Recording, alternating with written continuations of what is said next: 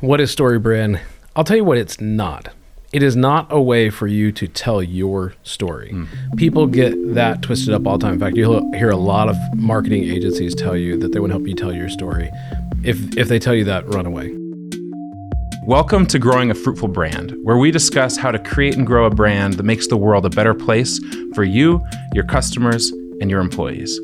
I'm Ben Lueders, founder and art director of Fruitful Design and Strategy here in Omaha, Nebraska, and I'm joined by my business partner and brand strategist, Raj Lulla.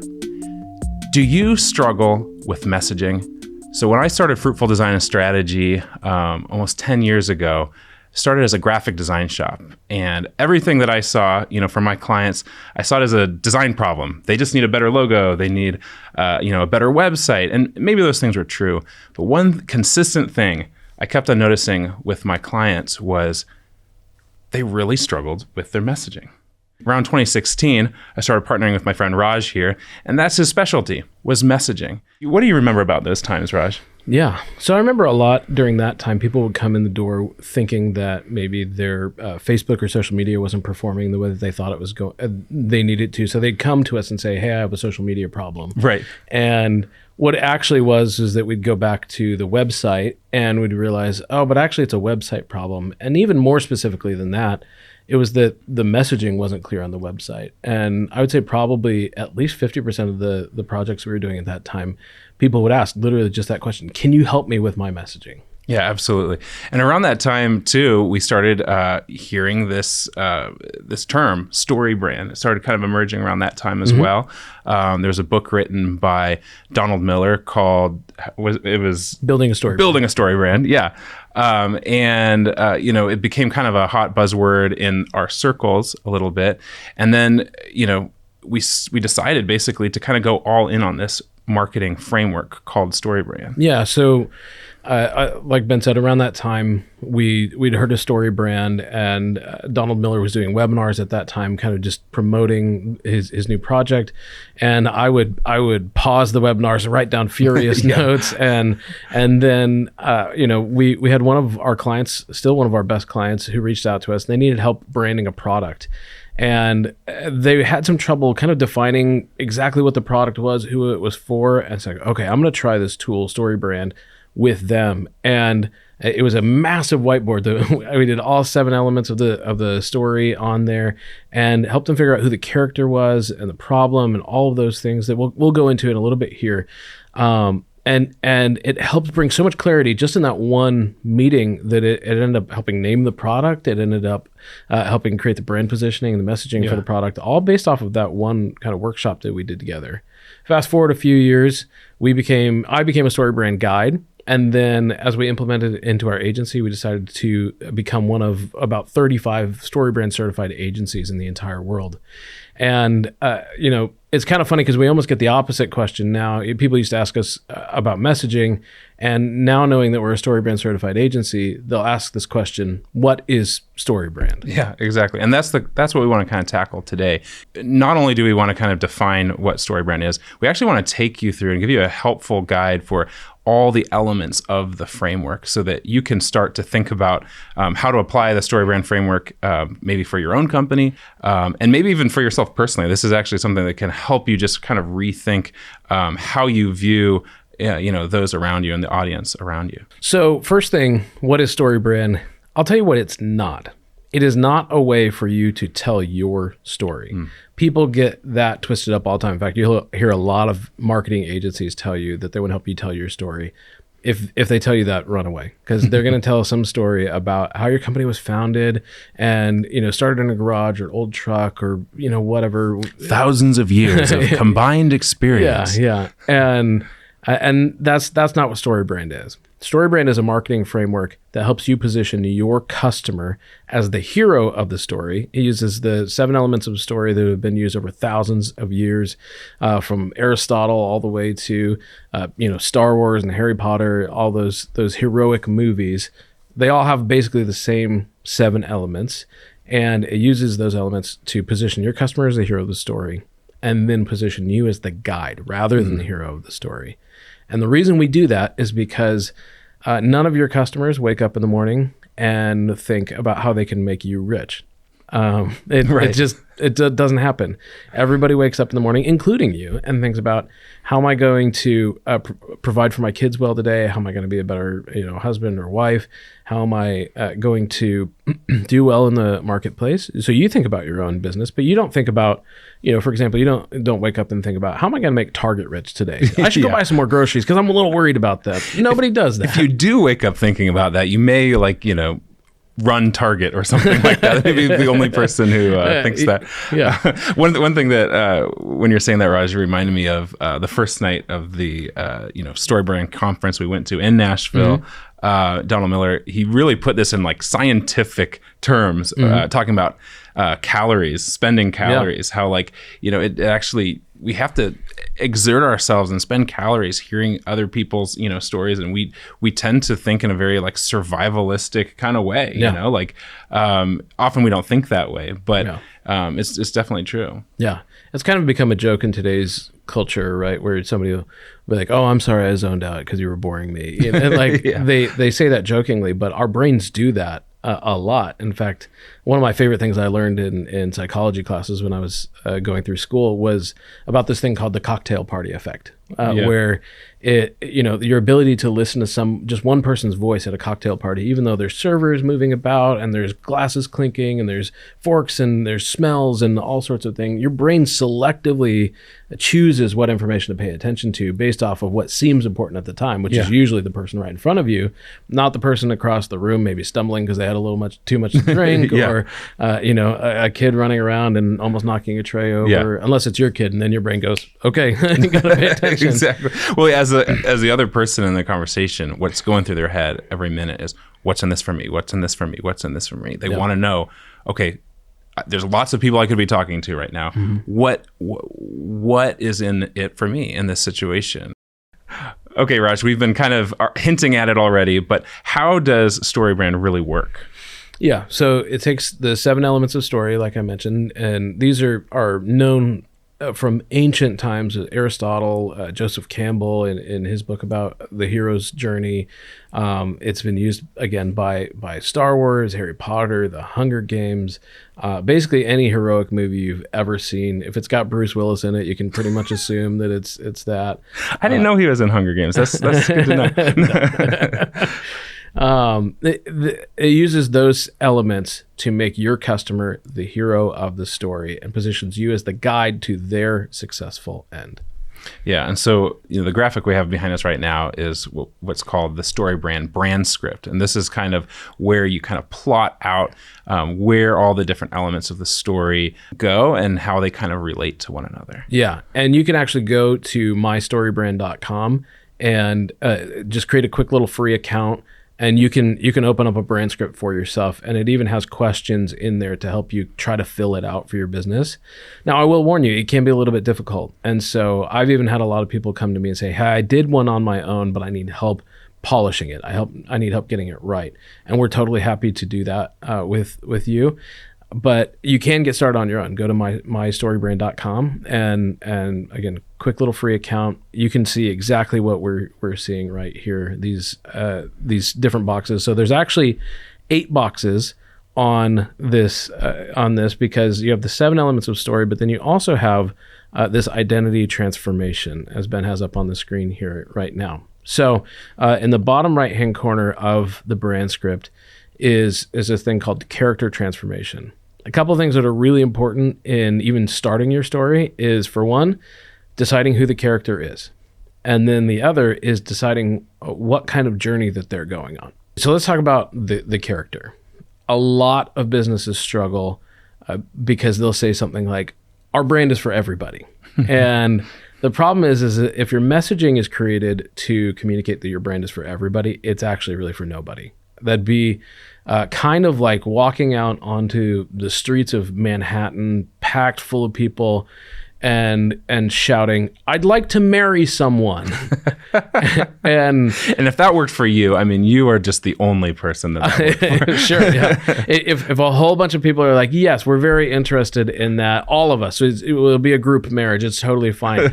That's pretty unusual, I would imagine, and there might be some substances involved. I can't imagine that working out.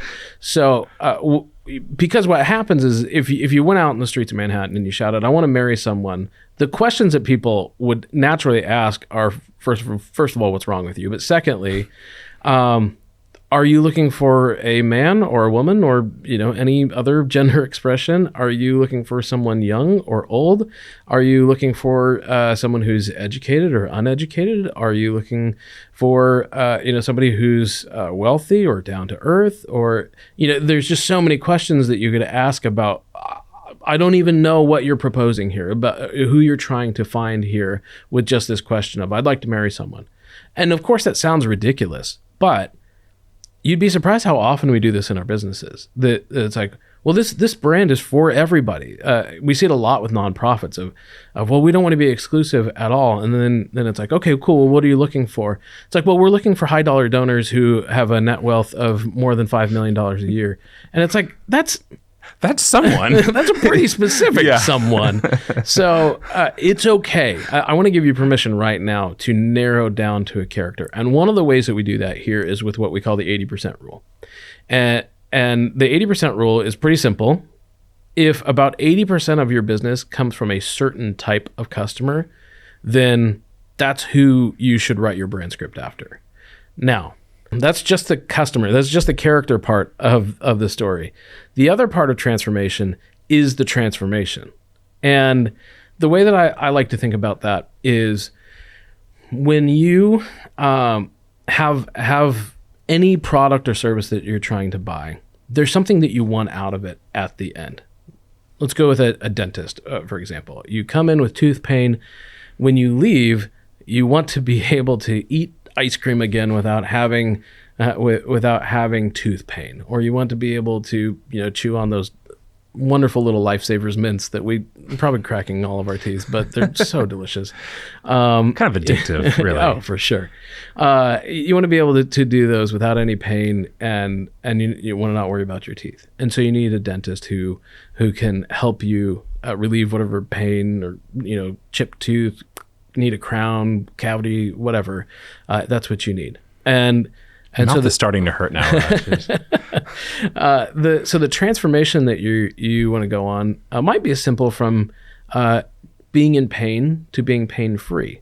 But you could probably also go slightly more aspirational than that, because everybody's experienced having an injury where you're in pain, but there's also like an element of fear, because it's like, oh, I can't eat on that side of my mouth, or it just kind of hampers your life in a way. And so you're actually going from like worried to relieved. That would be another transformation. One of the ways I like to think about transformation is that if you're writing the character transformation, you want to be able to say, I am, like give them a real identity after that. So relieved is maybe not even quite strong enough, because it's like, I don't think you wake up in the morning and go, I'm relieved. That's who I am as a person. It might be a temporary state, but it's not identity transformation. And the heroes in the stories that we talk about, Luke Skywalker, Katniss, Harry Potter, they experience a transformation. Harry goes from a guy who's living under, the stairs in his house to being a wizard, being a powerful wizard. That's a real transformation. So in the case of a dentist, you might want to go, instead of relieved, talking about like being a carefree person, or going back to being able to live your life without not having ice cream with the kids, or choosing not to have ice cream with the kids because you're worried your tooth might hurt. You want to be a carefree dad or mom. You want to again get to an identity of how is this product or this service going to help me really be a different person as I'm moving towards who I want to be in my life. So that's character transformation. And then we get into, what does the character need in order for this transformation to happen? On mystorybrand.com, you'll see what do they want, and the question that is on that brand script is, what do they want as it relates to my product or service? So in the case of dentistry, you may want to be carefree. That may be the transformation that you're going towards. But what you actually need in order to do that is relief for your tooth pain. So Raj, as business owners, don't we already know what our customers need? I mean, aren't those the goods and services that we provide? I mean, isn't that kind of a given? Yeah, this is a very, very common mistake on a brand script, is to just go to that what do they want box and just start listing your products and services. Yeah. And the thing is that your customer doesn't think about it in the way that you think about it, because you might want to put, we offer managed IT services, so we'll help you migrate to your Azure cloud and whatever. I'm probably not using any of those terms right. Nailed it. But that's because that's how you think of your business, and you're a little bit too close to it. What they really want is something more like to reduce their networking costs, or to not worry about their IT services. And I pick on IT a lot because there's so much technical terminology in that is so easy for IT companies to get this wrong. A lot of times their websites just look like they're written for other IT professionals. And not even that. Sometimes it's like, oh, how do you be inspirational with IT? It's like, innovation, transformation, and it's a lot of data. It's almost like word soup. It reminds me of the alphabet soup that kids eat, and it's almost like there are IT terms in this bowl, and we just kind of scooped them out one at a time, right. And some inspirational marketing words as well. Really, if you could just tell your customer how you are going to help them get to the place that they want to be, which is not worrying about being attacked by ransomware or by viruses or malware or any of those things. That's really what they came to you for. I know that it seems like they're shopping for managed IT services, or they're shopping for migration to the cloud, or they're shopping for certain products or whatever. And you can mention those later on a website page. But this early on, what they really want is to have the problem solved. Yeah, that kind of leads us to the second part of the framework, is talking about the problem. And the problem has many different components to it. When we do a brand script, you'll see that we spend about half of our time in character transformation, character, and problem. And the reason for that, let's go back to the dentist thing. So you want to be a carefree parent. You want to be able to go out for ice cream with your kids and not feel tooth pain. That's great. But if your transformation is to a carefree parent, then there are about 1 million ways that you could help somebody be a carefree parent. Tide helps people be carefree parents because your kids won't have grass stains that are embarrassing on their soccer uniforms. You won't feel like a bad parent when all the other kids' uniforms are sparkling and clean. So you can worry less about that. You can be carefree. There's like Google Calendar helps me be a more carefree parent because right. I can keep track of all the school plays and sports games and schedules and kind of all those things. It's not very specific. Yeah, it's not. So that's where you get into that character want. What do they need as it relates to what you offer? You want to be a carefree parent, so you don't want to have to be thinking about if the next bite that you take is going to cause you pain, make you yelp, scare the kids and the dog at the dinner table. You want to be able to get back to your life. So that's what the character wants. And then, so all these three are really, really connected. What we want to become, that carefree parent, what we need in order to do that, dental care that gets rid of our pain, and the problem. So now we get into the problem. Problem has 3 parts. It's got the external, the internal, and philosophical. Again, you can see all this on mystorybrand.com.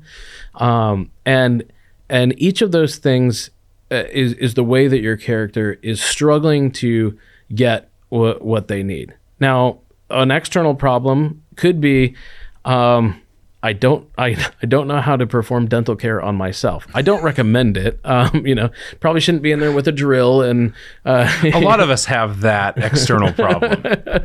And again, might not be the right external problem here. I just thought of like Tom Hanks in Castaway, like performing dental surgery on himself. I went with Ron Swanson in my brain, getting the pliers and removing his fake tooth to scare people, but. The point is, that's probably not the external problem they're facing. Much more realistically, in a city like ours, is there's a lot of dentists. Right. It's hard to know which dentist to choose. Do you go to Google? Do you go to the reviews? Do you ask a friend?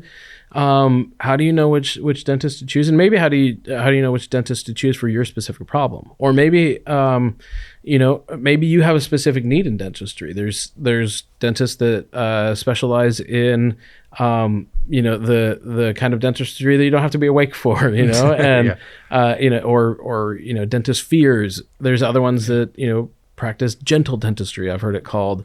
There's others who are just the cheap dentist and maybe a little more pain, but a little less cash. And, so it all kind of depends on what your character's specific problem. And this is how you could have 30 dentists in one city all use a StoryBrand brand script and come up with different stories, right? Because they each have different brands, different positions. And again, it could be around price. It could be around experience. It could be around you may have some innovative dental technique that you use robots and lasers to get in there. Might really appeal to the Star Wars fans or just people who really don't want other people's fingers in their mouth. I don't. Yeah. Did you ever think we'd say that phrase on the podcast? Oh, I hope that stays in there. But that kind of gets to the guide, who the guide is, and we've heard Raj talk in previous podcasts about, you're not Luke Skywalker, you're Obi-Wan Kenobi or Yoda, either one. And that's this role of the guide, and that's who you should be positioning yourself as instead of the hero. And so one thing you'll notice is that we're about 50% of the way through your brand script, and this is the first time that you get to talk about yourself. And even in that, the first thing that we want to do is express empathy. We want to build a bridge between yourself and the customer, because if you go just straight into sort of the sales pitch, you're going to alienate your customer after you do all this work of figuring out what they're trying to do with their life. They want to be a carefree parent. They want to, or they need dentistry that will relieve their pain. And you see this all the time. Ben joked about it before of the people who have 1,000 years of combined experience. Or if you just jumped right in with like, we have $10 million worth of dentistry equipment, and it's like, cool. Is that like $1 million $10 scalpels, or like what does that even mean? That's not relevant information or anything that we would have, an audience would have any idea. Yeah, we wouldn't have a reference for it. Yeah, and beyond that, it'd be sort of like, if your spouse came to you with a problem and they're like, oh my gosh, these people at work were so frustrating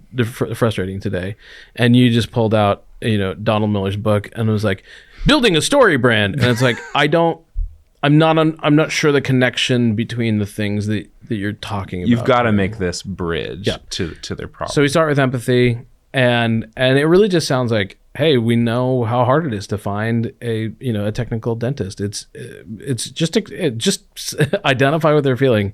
It is not that difficult, but it does get skipped a lot. And when if you think about, again, there might be 30, 100, 300, 3,000, who knows how many dentists in your city.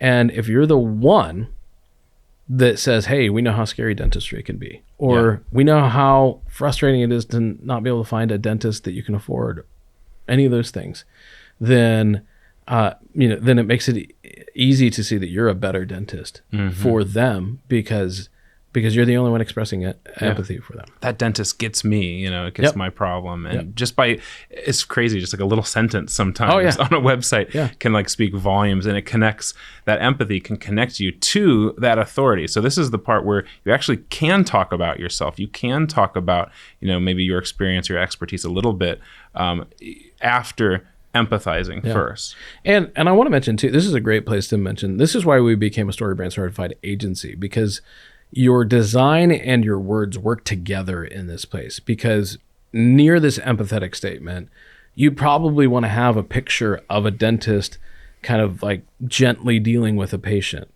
And, on the rest of the page, you might want to have people eating ice cream, no pain, that's great, smiling, happy, showing the result of it. But in this empathy, it's okay to show the actual experience of, graphically or photographically showing that you're going to be okay. This is going to be a gentle experience, or this is going to be safe. Look at this person. They look happy. They're not scared of the dentist because we do things differently here. You can show as well as tell your empathy. The next part of being a guide is showing and telling your authority. And there's many different ways to do that. I'm not going to go through all of them, but just think about what makes you different from your competitors. It could be your experience.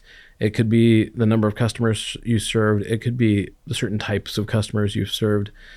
Just think about what makes you different, what makes you stand out, what makes you the expert in solving this particular problem for your customer. Okay, so you've convinced me. You're the guide. You understand my problem. You've got the empathy. You've got the authority. But what's next? What do I do? Because you sell these products or these services every day, and you think, well, it's so obvious. Like, you just show up to the dentist and you get your teeth worked on or whatever. That it's easy to miss that your customer doesn't go to the dentist every day. They don't see the person who schedules every day. They don't know if they can schedule online. They don't know if there's a consultation visit first, or if they're, or if you can just get right in there and get to work and solve the tooth pain. They don't know if you have emergency visits or anything like that. So what they need is a plan. Yeah. And the plan is really just about either what it's like to work with you or how to get started working with you. It's usually, about 3 steps, and it's pretty simple to write. It's just about really how do you do business with us. Now, the thing I'll caution you on here is most people go, oh my gosh, our thing is so complicated, I couldn't possibly boil it down to 3 steps. and I hear this all the time. What I would just encourage you about is that you don't have to worry about all of the parts of the process. It reminds me of, did you ever do that activity when you were a kid where you had to explain how to make a peanut butter and jelly sandwich? No. How do you make a peanut butter and jelly sandwich? I never had a plan. So there's this activity to do with kids that they have to tell you exactly how to make a peanut butter and jelly sandwich, and the adult is purposefully obtuse in the way that they listen to the directions. So if the kid says, take the bread, the adult will take the whole package of bread. And if the kid says, put the peanut butter on it, they will smear peanut butter on the out, or they'll just put the jar of peanut butter on top of it. You're trying to get them to be more specific and detailed. This is actually the opposite of that, because the adult we know is acting like an idiot on purpose, because it's to teach kids how to describe every step of something. You do not have to tell your customers, well, first thing you do is wake up in the morning and open your eyes and then brush your teeth, or get out of bed, walk 3 steps to the bathroom. It's like you don't need to do all of those things. Your customer is smart. What you do really need to do is tell them really just either how to get started with working with you, and so that might be schedule your first appointment. You can do that online right here, or it could be here's what happens when you visit us. It's pretty obvious that you need to schedule your first appointment, and so here's how it works. We do a consultation, and then you have your appointment where we do the dental work, and then you can be pain-free. You can get back to eating normally after 2 hours. And you try to hint at that transformation. Yeah, I like to put some success in the end of a plan, so that it's not just it's not just get your consultation, have the appointment where we work on your teeth, and then you're going to want to ice that for a while because it's going to hurt. It's like, well, maybe we go past that part to the next. And again, that's another thing that you can kind of drop out of your plan. It doesn't mean that the icing and the rest isn't important, but it does mean that maybe we just pick the highlights of the plan rather than every single little you need to repack that gauze everyone. It's like, oh gosh, don't put that on your website. Definitely don't put a picture of that on your website either. Yeah. And I would say too, there is some real thought into really keeping that concise, because you want to have, instead of having 5 to 10 steps there, you want something that's easy to remember, that's easy to repeat, and just really easy to ingest, really fast there. Yeah, I mean, think about picking up hardware supplies from Home Depot's like curbside service. It's like, add it to your cart, pick your location, drive up and dial this number when you get here or whatever. Like, it's not. Do your research between 18 different types of drills.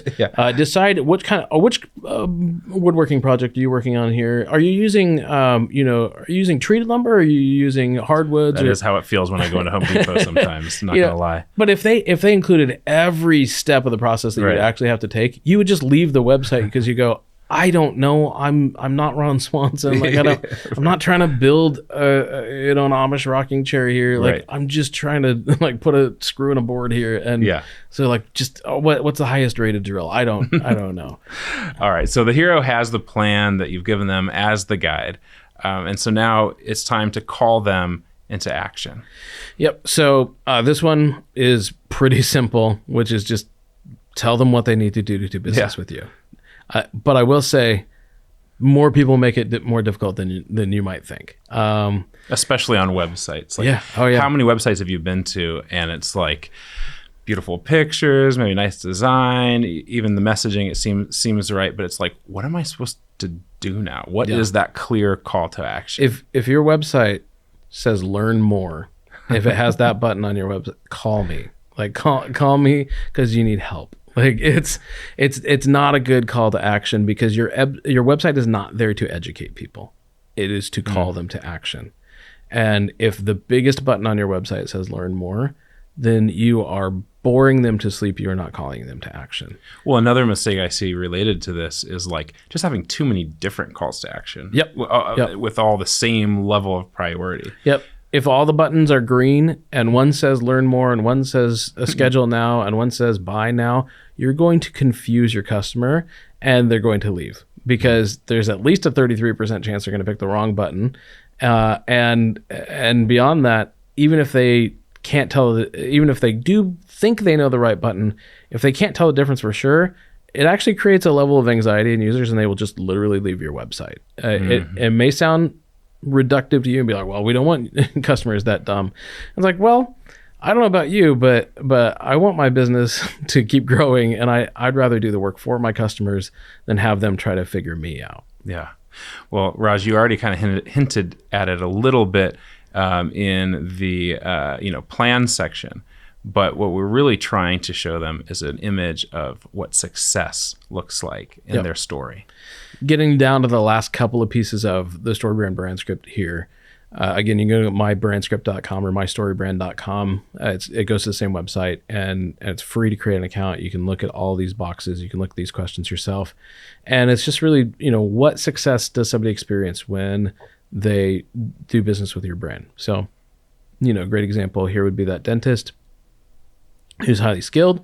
It's maybe a more pain-free experience. Not being afraid of the dentist, getting your tooth pain resolved, being able to eat your favorite foods again. I mean, a lot. Part of the reason that we work so hard on transformation and character and problem is that you almost sort of hit this tipping point when you go to guide, where it's like you're coasting downhill for the rest of it a little bit. Where if you're once you're in that customer's story, you realize like, yeah, what are they trying to accomplish here? Now, one thing to just caution you on here, again, I'll say it with the rest of the brand script too, is don't put yourself into the success section. So if you find yourself saying things like, your success is that you'll have the highest adhesive, crown that will not fall off, guaranteed because of our, patented polymer formula, blah, blah. It's like, no, that's how you know it's doing. It's like literally, can the person eat ice cream or not? That's what success. It's their success, not your success. Exactly. Obviously, your success is hinging on theirs, but you don't need to say that again. And if they don't know that they're looking for the highest tension adhesive or whatever, then don't say it. Say your tooth won't hurt anymore. And again, it's not treating your customers like they're dumb. It's treating them like they have 1,000 other things on their mind and they don't care about that. And that's true for most people. When you go to the dentistry convention, you can talk to all the other dentists about how great this adhesive is.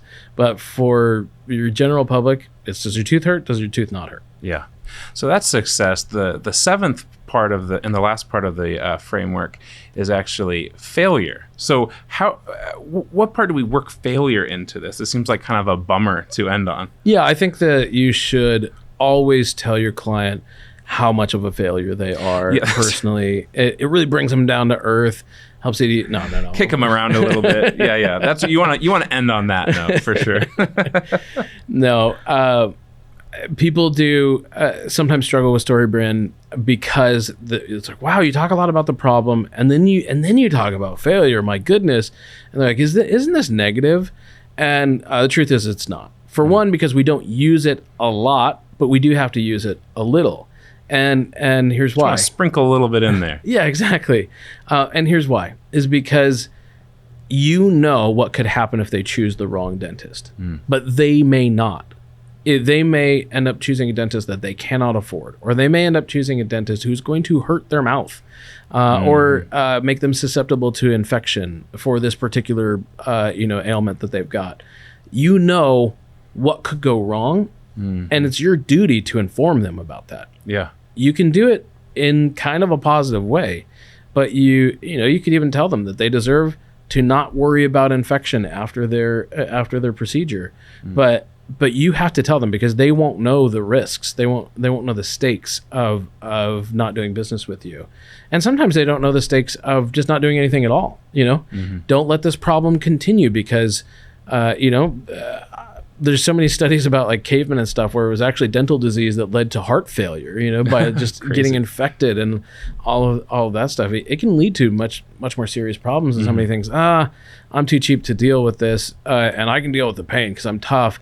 And it's like, yeah, but you can't deal with heart failure. So get this taken care of. You do have to warn them. Now what I wouldn't do is say, hey, get that dude taken care of or you're going to die. That's a little much. But you could say, not having good dental hygiene can lead to more serious health problems. That's a safer way of. So call today. Yeah. I think that's a really good point. I was even thinking about, like, if you think of those movie examples like The Hunger Games or something like that, that guide always does know best. It's like, Haymitch or whatever in the Hunger Games, he understands what failure looks like more than Katniss would, right? And so you have to learn from those people, and you do have a level of authority because you do understand this better than. Yeah, he tells her that she has to play the game. Like he knows that she hates that it's televised and people make a sport out of it. Yeah. But if she doesn't play to the camera a little bit, then she's not going to get the supplies she needs for when she's attacked by the wasps, and when she needs healing ointment or whatever, or needs more food. She's not going to get that if she doesn't play the game. So he has to tell her the stakes of what could happen if she doesn't. Absolutely. So that's the 7 elements of the StoryBrand framework. Again, you can go to mystorybrand.com and fill one out for yourself. There's also the great book Building StoryBrand, both on audiobook and you can buy it at any of your favorite bookstores. We don't make any money for telling you this. We just believe in StoryBrand that much. I have sat with so many people who have said, oh my gosh, in 20 years of owning this business, I've never heard our value to the customer explained so clearly. I've heard that so many times. And I've also heard people who are just starting up say, we thought it was this, but then when we really got on the story of the customer, we understand that it has to look a little bit more like this. It can even like kind of change the way that you position your products, or even what the experience of your product or service is, based off of understanding what the customer really needs. And sometimes what you'll find is that you're actually wasting money on pieces of the experience that customers don't really care about. Like, if all they care about is their car being fixed at an affordable price, maybe you don't need the free sodas in the waiting room, or whatever it is. Especially if it'd be better for you to put that money towards Ubering them back to their job so they don't have to worry about it. Really get into the shoes of the customer and learn their story, and you'll be surprised how much more value it adds to your business, to your marketing, and even the way that you create your products and services. Well, thanks for joining us today. It was fun kind of going through all the 7 elements of StoryBrand. As a call to action, we want to encourage you guys to go listen to the Marketing Made Simple podcast with JJ Peterson. In episode 1 of that podcast, they're going to kind of take you through some of the same stuff, but this is coming from the guys who really helped create this thing and really understand it at a whole nother level. And over the next 6 or 7 episodes, they actually break down each piece into more specific direction as well. You might even see a familiar face on one of those episodes. Raj is in episode 6, I believe. So definitely check that out, subscribe, and also just thank you so much for joining us. Please go and subscribe, drop a comment, share this episode with a friend that you think this might help, and let's grow something good together.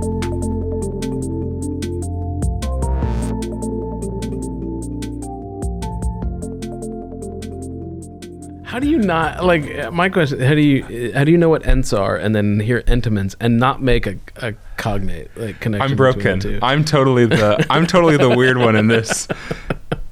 I mean, here's the good news. Yeah. I will never be able to look at entomins and not think of that now. 100%. Like, I am ruined. This was made by a tree. You should probably check it for sticks, because it was definitely, I mean, hopefully they wore, gloves, but it was 100% made by a tree.